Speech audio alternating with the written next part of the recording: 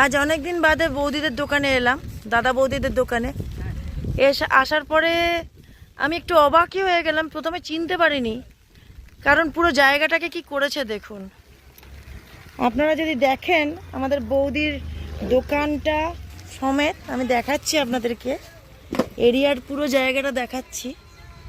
দেখুন একটা দোকান নেই, এক সপ্তাহ হয়েছে দোকানগুলোকে সব ভেঙে, 1 মাস হয়ে গেল, 1 মাস হয়ে গেছে দোকানগুলো সব ভেঙে দিয়েছে।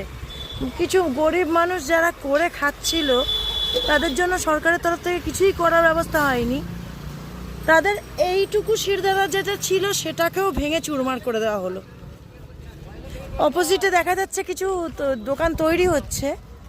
এই দোকানগুলোকে কাদের পাবে পাওনা তা যে কেউ বলতে পারবে না, কিন্তু এখানে সারি সারি দোকান ছিল, কারণ দিশা হসপিটালে যারাই ডাক্তার দেখাতে আসতো তারাই এই দোকানগুলো থেকে সামান্য টিফিন হলো চা হলেও তারা খেত। খাবার দোকানই বেশি ছিল।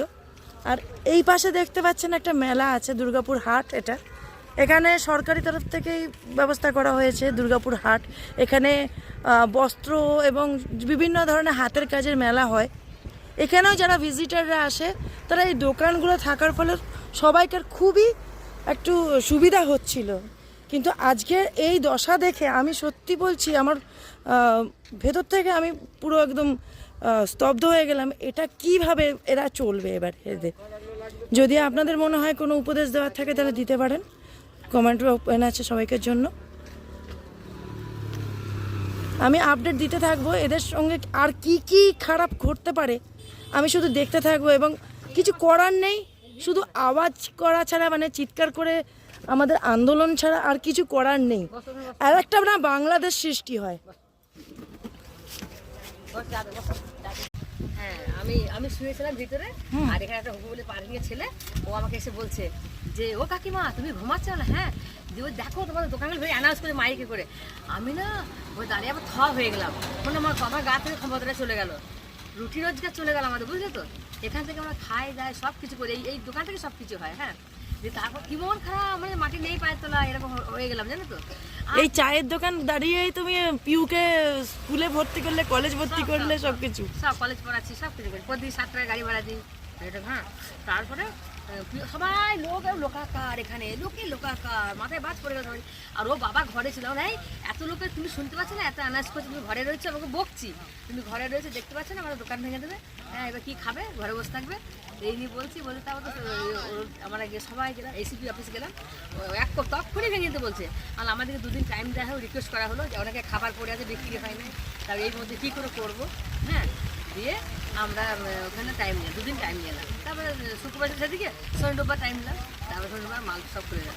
মাথায় করে টিনগুলো বয়েছি ঘরে, তারপরে যত মাল বয়েছি, শরীর খারাপ হয়ে গেছে, জানো তো? শুধু শরীর খারাপ? তুমি তো ইনজিওর হয়ে আছো, পাটা পুরো ভেঙে ফেটে চৌচির হয়ে গেছে। এই বৌদিরা আজকের নয়, মোটামুটি কতদিন আগের থেকে তোমরা এখানে কাজ শুরু করেছো? 10-12 বছর ধরে বৌদিরা এখানে করছে। এই হচ্ছে বৌদির মেয়ে। এই চায়ের দোকান থেকে শুরু করে বৌদির এখানে ধোসা থেকে শুরু করে মোটামুটি খাবারের দোকান ছিল, যেটা বৌদিদের রুজি রোজগার ছিল। আজকে সেগুলো ভেঙে দিয়ে কি করেছে, অন্তত মানুষদের একটা ব্যবস্থা করে অন্তত ভাঙতে পারতো ডিএমসি। না, ডিএমসিতে ভাঙেনি, আর এডিডিএম ভেঙেছে। পিউ, তোমার কি মনে হচ্ছে এটা মানে কি হতে পারে? তোমার আগাম দিনে কোনো আশা ভরসা কিছু দেখতে পাচ্ছ? আমাদের কি অবস্থা ওটাই ভাবছি, আমরা যে মানে স্টুডেন্টরা কোথায় যাবো, কোথায় জব করবো, আচ্ছা, তুমি তো কলেজে ভর্তি হয়ে গেছো, এখন কি কোনো অনিশ্চয়তা মনে হচ্ছে যে আর পড়তে পারবো কি না? মানে ওটাই হচ্ছে সমস্যা, এরপরে কন্টিনিউ করতে পারবো কিনা, কারণ কি এটা তো শুধু একজন না, হাজার হাজার লোকে এরকম ইনকাম করছে। ঠিক আছে, এবার সবার তো মানে অনেক টাকা ইনকাম করতে পারে না, জবও করে না, একটু এগিয়ে আসো। অনেক আছে যারা এরকমভাবে ব্যবসা বাণিজ্য করছে, ঠিক আছে, তাদের অনেক লস হয়েছে।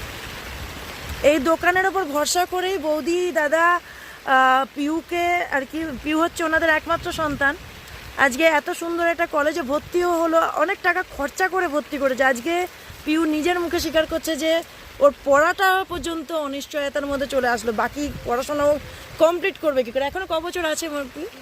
এখনো 3 বছর। এখনও 3 বছর বাকি আছে। মোটামুটি একটা হিউজ অ্যামাউন্টের টাকা লাগে ওর পড়াশোনার ক্ষেত্রে। ও বেচারি একটু যতই হোক না কেন মা বাবারা একটুখানি ভালো চেয়েছিল, কিন্তু শেষ হয়ে গেল সব কিছু। জনগণের কাছে তোমার কিছু আছে রিকোয়ারমেন্ট প্রশাসনের কাছে বা জনগণের কাছে?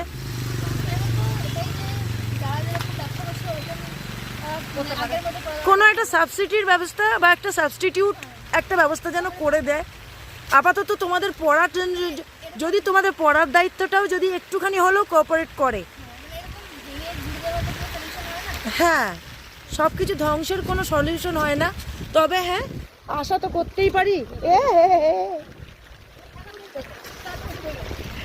এর মধ্যে এই অবস্থার মধ্যেও আমরা এখানে চা খাচ্ছি ঠিকই, কিন্তু ভালো করে হয়তো এই অবস্থাটা, এনাদের অসুবিধাটা আমি হয়তো তুলে ধরতে পারলাম না।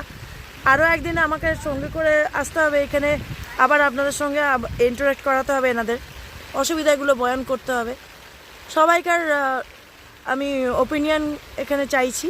দয়া করে সবাই মিলে আপনারা কিছু বক্তব্য রাখুন, যেটা একটা সলিউশন বার করা যেতে পারে। অন্তত যারা পড়াশোনা শুরু করেছে তাদের জন্য অন্তত এই যে একটা সলিউশন বার করার জন্য আমি সবাইকার কাছে আবেদন জানাচ্ছি। ধন্যবাদ।